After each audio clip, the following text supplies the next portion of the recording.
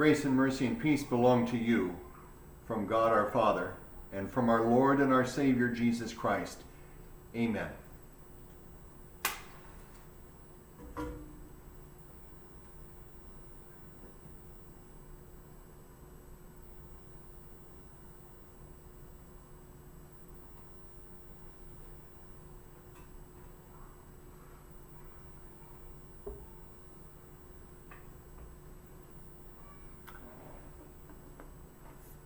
If you see one of these on a wet floor, for instance, if you were to see it over here,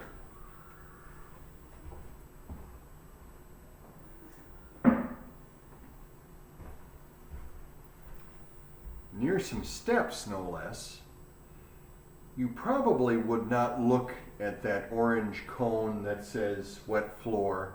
You would not look at that orange cone with resentment or a suspicion that that orange cone is out to spoil your day, or whoever put that orange cone there was trying to keep you from enjoying your fun. You would probably see that orange cone that says wet floor and you would probably conclude, that must be a wet floor. I should be careful, especially if that orange cone that says wet floor is right by some stairs, so I do not get hurt.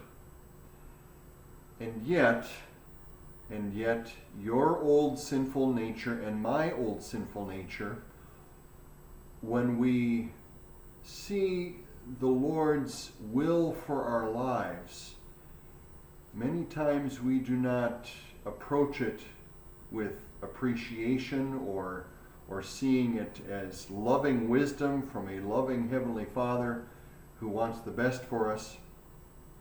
Many times our old, broken down, sinful nature, along with the devil, we try to convince ourselves that God is trying to keep us from having the fun that we deserve. He's trying to stifle our freedom. He's trying to keep us from becoming the people that we want to be.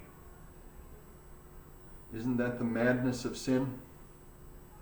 The mad insanity of our sinfulness is always seeking a way to push against God, to create distance between us and the one who wants what's best for us, to try to find some way to drift away from the only Savior God we are ever going to have.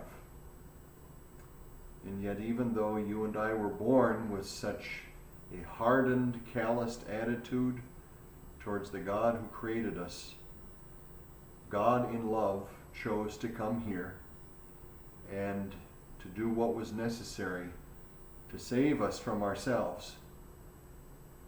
He came in the person of Jesus Christ. On our behalf, he lived a life of total trust in his Heavenly Father's will. And after doing that, he took all of our rebellions, all of the ways in which we have looked at God with resentment or accused him of not playing fair, accused him of robbing us of the happiness or the joy that we feel that we deserve somehow. He took all of those sinful failures and he carried them to Calvary's cross. And through his suffering and death, his blood washed it all away. So that now, in him, we stand forgiven and we are cleansed. We are blanketed in his grace and we are his.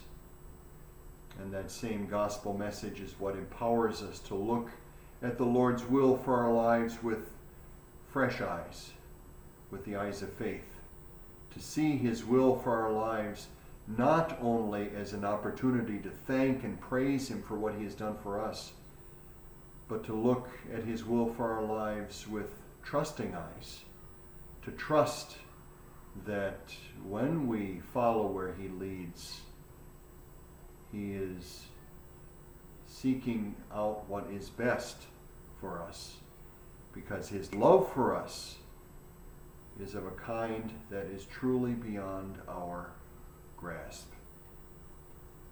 God's Word from the book of Romans, chapter 15, verses 4 and 5.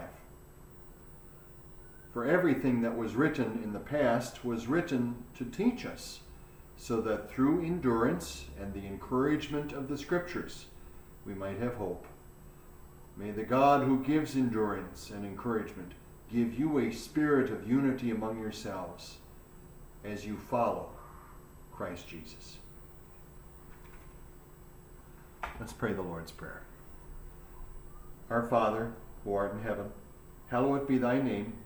Thy kingdom come, thy will be done on earth as it is in heaven. Give us this day our daily bread, and forgive us our trespasses, as we forgive those who trespass against us. And lead us not into temptation, but deliver us from evil. For thine is the kingdom, and the power, and the glory, forever and ever. Amen. The Lord bless you and keep you. The Lord make his face shine on you and be gracious to you. The Lord look on you with favor and give you peace. Amen.